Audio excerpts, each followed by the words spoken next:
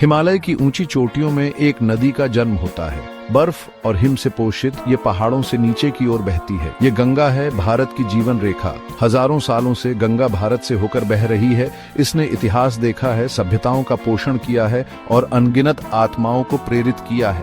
गंगा सिर्फ एक नदी नहीं है, ये आस्था का प्रतीक है, यह जीवन का स्रोत है और कई लोगों के लिए यह एक पवित्र तत्व है जो सर्वोच्च सम्मान का पात्र है। मेरे साथ इस पूजनीय नदी की यात्रा में शामिल हों, इसके महत्व और इसके सामने आने वाली चुनौतियों का पता लगाते हुए।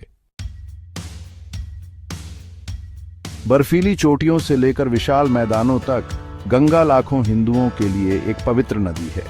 इसे देवी गंगा का साक्षात रूप माना जाता है। स्वर्ग से उनका अवतरण एक ऐसी कहानी है जो पीढ़ी दर पीढ़ी सुनाई जाती है।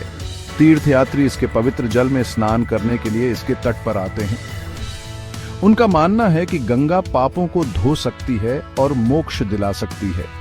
कुंभ मेला एक विशाल तीर्थ यात्रा गंगा के किनारे लाखों लोगों को इकट्ठा होते हुए देखता है, जो इसके स्थायी आध्यात्मिक महत्व का प्रमाण है। गंगा केवल एक पवित्र नदी से कहीं अधिक है। ये लाखों लोगों के लिए जीवन रेखा है। इसका उपजाऊ बेसिन एक विशाल कृषि क्षेत्र को डेस्टेक देता है। किसान सिंचाई के लिए नदी पर निर्भर हैं। उनकी आजीविका इसके प्रवाह के साथ जुड़ी हुई है।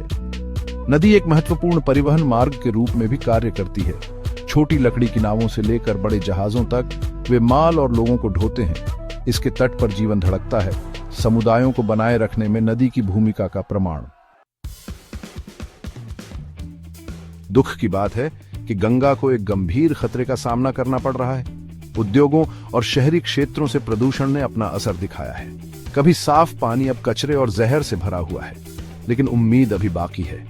लोगों को नदी की रक्षा करने की आवश्यकता का एहसास हो रहा है। गंगा को साफ करने, उसके स्वास्थ्य को बहाल करने के प्रयास चल रहे हैं। ये एक लंबा और कठिन काम है, लेकिन नदी और आने वाली पीढ़ियों के लिए यह करना ही होगा।